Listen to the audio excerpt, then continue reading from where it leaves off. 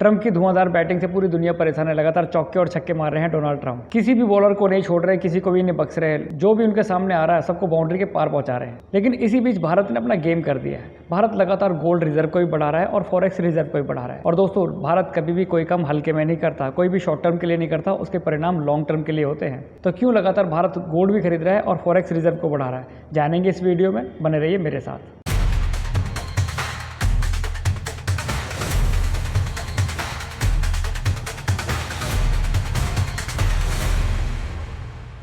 विदेशी मुद्रा भंडार मतलब फॉरेक्स रिजर्व ये है क्या और क्यों रखना पड़ता है किसी देश को दूसरे देश का पैसा अपने पास? तो दोस्तों, उसका जवाब है व्यापार। अगर हम किसी भी देश के साथ व्यापार करते हैं तो पेमेंट हमें उसी देश की मुद्रा में करनी पड़ती है। तो जितना बड़ा हमारे पास विदेशी मुद्रा भंडार होगा, हम उतना ही ज़्यादा व्यापार कर पाएंगे किसी भी देश के साथ। फॉरेक्स रिजर्व को बढ़ाने के दो तरीके हैं। पहला तरीका है एक्सपोर्ट बढ़ाना। किसी भी देश के साथ हम व्यापार करते हैं, एक्सपोर्ट ज़्यादा करते हैं, तो उसके बदले में जो वो पेमेंट हमें मिलती है डॉलर के रूप में, पाउंड के रूप में, यूरो, रियाल या रूबल, ये सब हमारी फॉरेक्स रिजर्व में जाती है। इससे हमारा फॉरेक्स रिजर्व बढ़ता है। जितना ज़्यादा व्यापार उतना ही ज़्यादा विदेशी धन हमारे पास स्टोर होता है।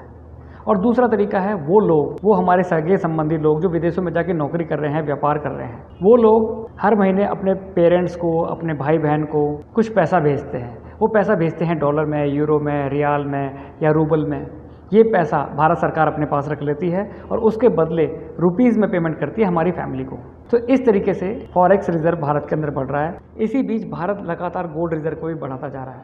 लगभग 214 टन के आसपास तो वो गोल्ड है जो हमने कभी गिरवी रख दिया था, जिसमें से 100 टन तो वो है जो हमने इंग्लैंड को गिरवी रखा था। वो सारा हमने अपने पास मंगा लिया है वापस।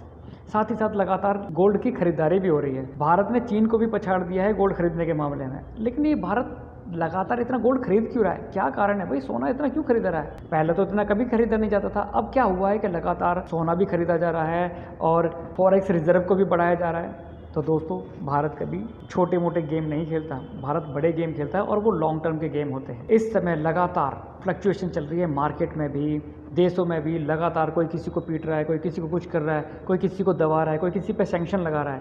इन्हीं सब चीज़ों को देख करके केवल एक गोल्ड ही बचता है जो सबसे ज़्यादा स्टेबल है। इसीलिए भारत लगातार गोल्ड खरीदता जा रहा है। अगर भविष्य में कभी ऐसी स्थिति आती है जैसी रशिया के ऊपर आई, लगातार इतने सारे सैंक्शन लगे, कोई ऐसी स्थिति आती है भारत के ऊपर, तो उस वक्त केवल गोल्ड ही होगा जो भारत की नैया को पार लगाएगा। लेकिन साथ ही साथ भारत के दिमाग में कुछ और भी प्लान चल रहा है जो अभी तक सामने तो नहीं आया है, लेकिन हम उसका अनुमान लगा सकते हैं कि भारत क्या सोच रहा है और भारत क्या करना चाहता है। डॉलर का लोहा पूरी दुनिया मानती है और डॉलर अमेरिका का है। अमेरिका जिस पर चाहे उस पर सैंक्शन लगा देता है, जिस पर चाहे कोई भी प्रतिबंध किसी से बिना पूछे लगा देता है। यूरोपियन कंट्रीज उसकी मुट्ठी में है। जैसा वो चाहता है यूरोपियन कंट्री वैसे ही करती है। लेकिन इस समय की मांग है कि अगर कभी भारत के साथ ऐसी स्थिति आए तो भारत अपने आप को बचा सके और भारत में भूखमरी वाली स्थिति ना बने। भारत अब किसी के ऊपर डिपेंड नहीं रहना चाहता। भारत मैन्युफैक्चरिंग हब तो बन ही रहा है, साथ ही साथ भारत अपनी करेंसी को भी स्टेबल रखना चाहता है। और किसी भी देश की करेंसी तभी स्टेबल होती है जब वो देश स्ट्रांग रहता है और अंदर से आर्थिक रूप से मजबूत होता है। और जिसके पास जितना ज़्यादा गोल्ड होता है उसकी करेंसी उतनी ही ज़्यादा मजबूत होती है।